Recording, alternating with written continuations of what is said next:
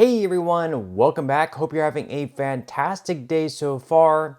So payments of right around $1,900 on average and all the way up to $4,873 are going to be going out tomorrow for certain beneficiaries of Social Security. So we're going to be covering who can expect to receive those payments. Plus, yesterday, Donald Trump put out his stance on abortion and what's going to happen if he becomes the next president of the United States in November. So we'll be covering that as well, which of course is drawing criticism from both sides of the aisle. But before we go ahead and dive into the main content of today's video, if you wouldn't mind helping out real quickly by just giving this video a like, that just helps out with the good old YouTube algorithm, and also consider subscribing to my channel if you have not already. Plus, if you would like to receive up to $10,000 in free stocks or $10,000 in free cash, in a pinned comment below, I will be leaving a link to Moomoo. All you have to do is once you click on that link is just sign up for a free account and then deposit at least $100. At that point, Moomoo will be sending you at least 5 free stocks worth all the way up to $10,000. And if you'd rather just have the cash, all you have to do is once you receive the stocks is just sell them for what they're worth and then transfer the cash value right back to your bank account. Okay, so diving right into our lead story of today's video, and that is yesterday, Donald Trump put out his official stance on Truth Social in a video format. Let's go ahead and watch. Under my leadership, the Republican Party will always support the creation of strong, thriving, and healthy American families. We want to make it easier for mothers and families to have babies, not harder. That includes supporting the availability of fertility treatments like IVF in every state in America. Like the overwhelming majority of Americans, including the vast majority of Republicans, conservatives, Christians, and pro-life Americans, I strongly support the availability of IVF for couples who are trying to have a precious baby. What could be more beautiful or better than that? Today, I'm pleased that the Alabama legislature has acted very quickly and passed legislation that preserves the availability of IVF in Alabama. They really did a great and fast job. The Republican Party should always be on the side of the miracle of life and the side of mothers, father, their beautiful babies, and that's what we are. IVF is an important part of that, and our great Republican Party will always be with you in your quest for the ultimate joy in life. Many people have asked me what my position is on abortion and abortion rights, especially since I was proudly the person responsible for the ending of something that all legal scholars, both sides, wanted and, in fact, demanded be ended. Roe v. Wade. They wanted it ended. It must be remembered that the Democrats are the radical ones on this position because they support abortion up to and even beyond the 9th month. The concept of having an abortion in the later months and even execution after birth, and that's exactly what it is. The baby is born, the baby is executed after birth, is unacceptable, and almost everyone agrees with that. My view is now that we have abortion where everybody wanted it from a legal standpoint, the states will determine by vote or legislation or perhaps both, and whatever they decide must be the law of the land, in this case, the law of the state. Many states will be different. Many will have a different number of weeks, or some will have more conservative than others, and that's what they will be. At the end of the day, this is all about the will of the people. You must follow your heart, or in many cases, your religion or your faith. Do what's right for your family and do what's right for yourself. Do what's right for your children. Do what's right for our country and vote. So important to vote. At the end of the day, it's all about will of the people. That's where we are right now, and that's what we want, the will of the people. Okay, so you sort of get the point there. He's saying that we at the federal government are not going to decide what all states have to do.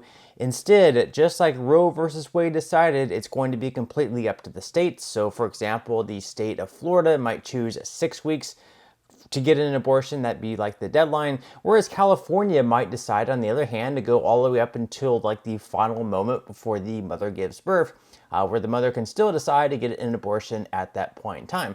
And of course, because he's sort of threading the middle, he's not making like a direct stance on that. Of course, that made some Republicans very mad, and it also made some Democrats very mad, because Republicans are saying that Trump should be taking more of a hardline stance on that, where they want him to have some type of federal ban where all states had to abide by the rules, whether that be 6 weeks, 8 weeks, 12 weeks, or 15 weeks. Trump previously mentioned 15 weeks potentially, but right now he's saying that just let these states decide. He's taking more of a, I guess, like a moderate stance on the issue. And then of course we have Democrats coming out and saying, whoa, that's terrible. He should be saying that instead of, letting the states decide, we should make sure that abortion be, allowed up until the very last moment before the mother gives birth. And, interestingly enough, as much as the media tries to make Trump out to be some type of an extremist, he's really the only one taking more of a moderate stance on the issue, where he's saying that we at the federal government are not going to decide, we're going to let the states decide, and perhaps based on your religion and viewpoint, you can decide what state you want to live in. So if you're more, pro-abortion, then you can live in the state of California, whereas you're more pro-life, you might want to live in the state of Florida. But let me know your thoughts and comments on that below. Now, in some other news, of course, tomorrow, certain beneficiaries of Social Security are going to be receiving payments of right around $1,900 on average, and all the way up to $4,873 if they are eligible to receive the maximum payment. So according to Newsweek, Social Security payment of $4,873 to go out in the next few days. So these Social Security recipients will begin receiving their monthly payments from the Social Security Administration this week. On Wednesday, April 10th, retirees will begin receiving their monthly payments from the SSA. Social Security payments are made to retired individuals age 65 and over, qualifying disabled people, and survivors of deceased claimants. Due to the several different types of payments and the sheer number of people being paid, not every claimant gets their money on the same date each month. And Social Security payments are calculated using the 35 highest earning years of your career and are adjusted for inflation. The average monthly payment for a retiree receiving Social Security benefits is $1,907, according to the January 2024 data from the government agency itself. However, the amount any beneficiary gets differs depending on the average indexed monthly earnings, which the SSA uses to calculate payments. The maximum amount available to retirees is $4,873 per month.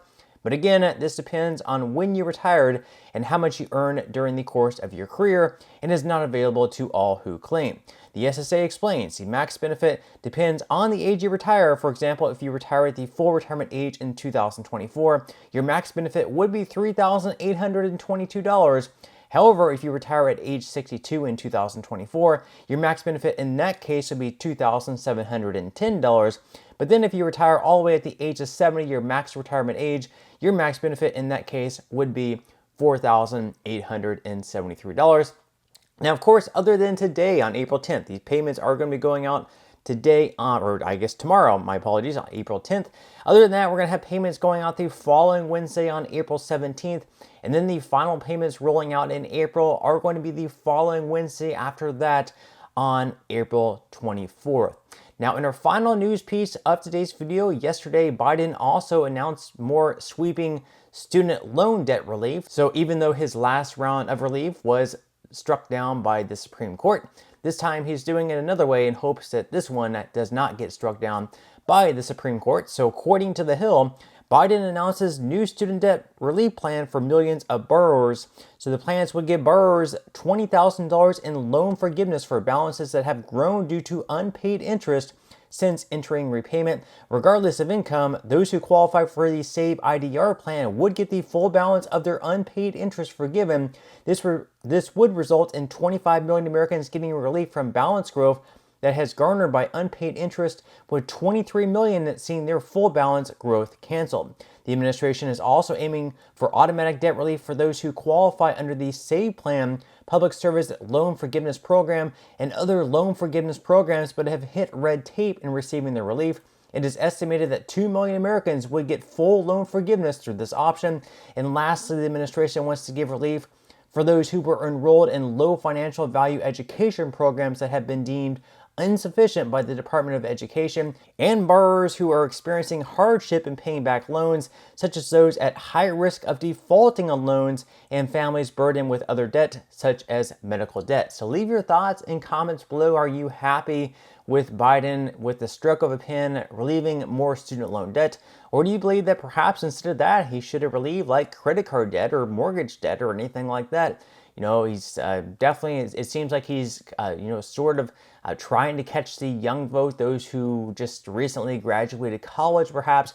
But also, one thing to keep in mind is that a lot of people on Social Security benefits and a lot of older Americans also still have a lot of student loan debt. So he's kind of catching the vote across the board. But let me know your thoughts in comments below on all that. But that's all we have for today's video. I certainly hope that you enjoyed and found value out of it. If you did, again, I would greatly appreciate it if you could give this video a like. Consider subscribing to my channel if you have not already, and I will see you in the next video.